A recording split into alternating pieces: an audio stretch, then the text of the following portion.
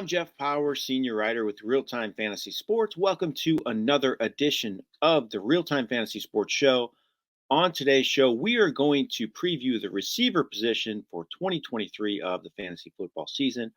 I'm going to be joined by Logan Glasser once again of Real Time Fantasy Sports, and we're going to talk about this receiver position, some of our favorite players, some guys we're avoiding, some sleepers, and also our favorite rookie for this year. So I'm going to bring Logan on now. Logan, thanks so much for joining me. Always appreciate it. Yeah, thanks for having me on, Jeff.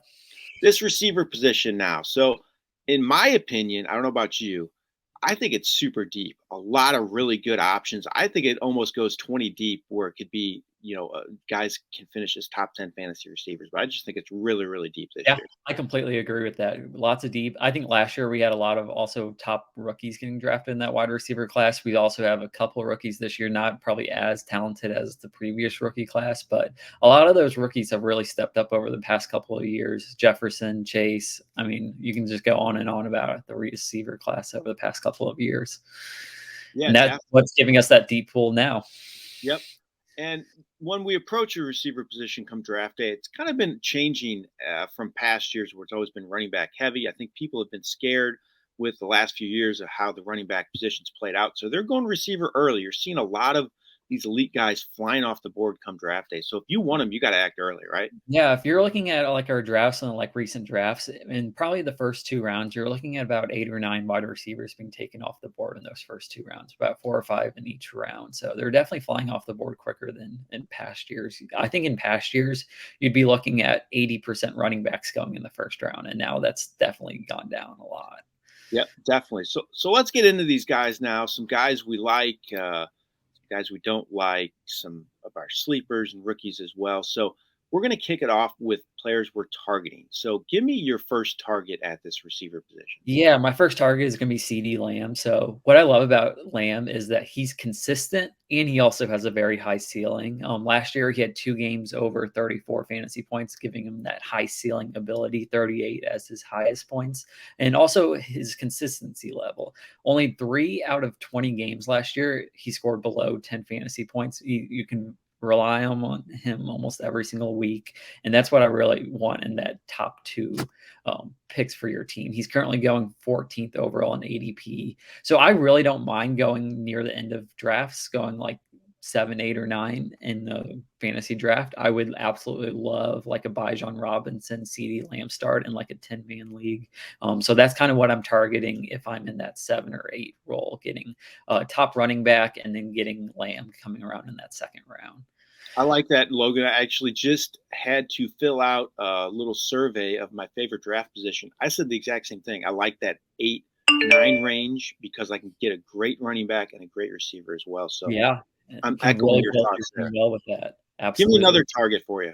Yeah, second one is gonna be Chris Olave. So he has the easiest wide receiver schedule on the slate for 2023. He also is playing in a dome every single game except for 5 games. So only 5 games he won't be in a dome, and that's very crucial for fantasy. As we know, you're gonna score more points in a dome. You get those standard weather settings, and a lot of points get put up on the board. He also has Derek Carr coming in at quarterback this year compared to Winston. Even Taysom Hill last year took a couple of snaps there, but I think it's going to be much more reliable for him. And the running back is a little bit of a question mark for the Saints. So I expect them to turn to passing in a very winnable division as well. I love Olave as well. He's another one of my targets. Also, I think he's going to have a great year. Derek Carr, having him as his QB is going to be huge for him. So I like that call. Okay, my first target. I like Garrett Wilson a lot. I'm all in on him this year. Last season, he had one of the worst quarterback situations to deal with in all of football. Zach Wilson was a mess. He still managed to finish 21st overall in fantasy receiver scoring. He had more than 80 receptions, 1,100 yards as a rookie.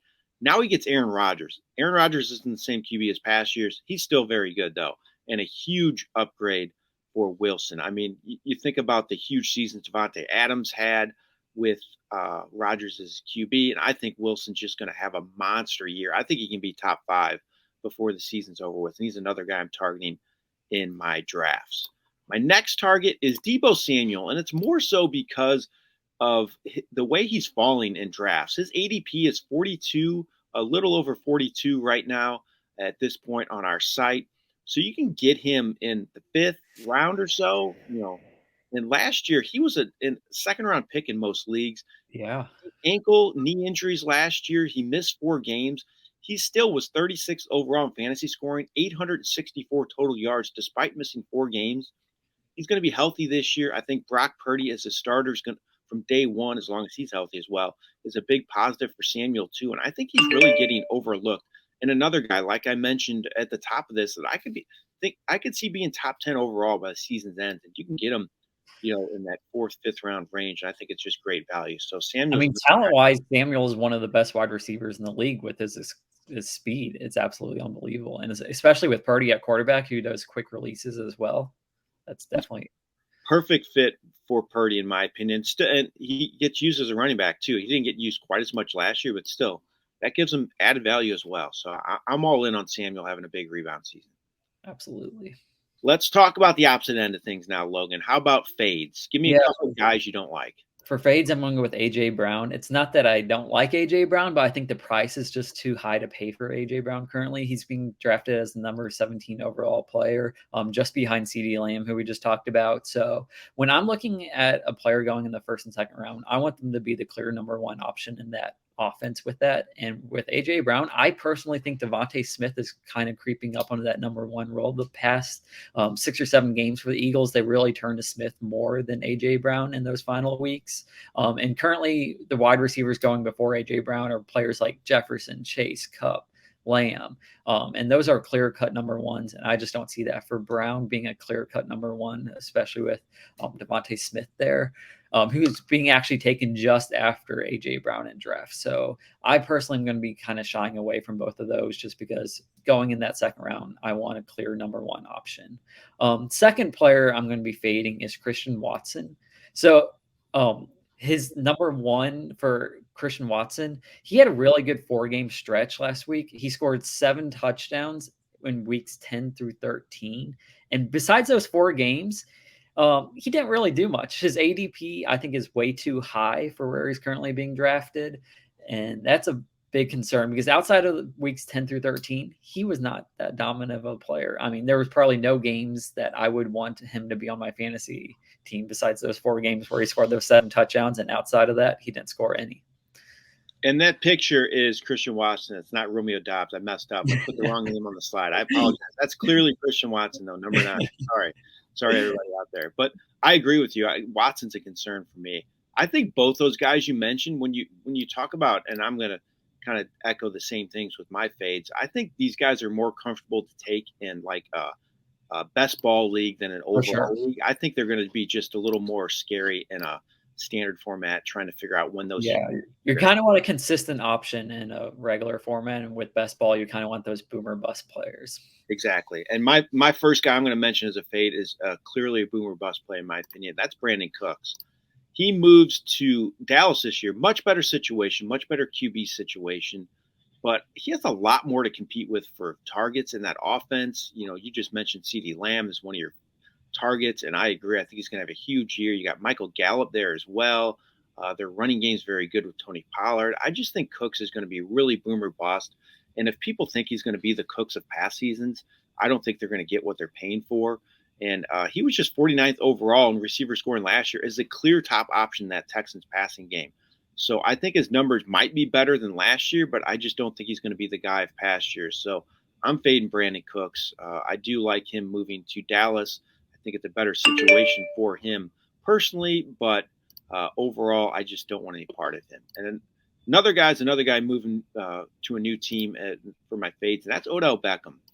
So he didn't play at all last season, recovered from his torn ACL. He was never healthy enough to make an impact. He's 30 years old, returning from a major injury and moving to a run-first offense.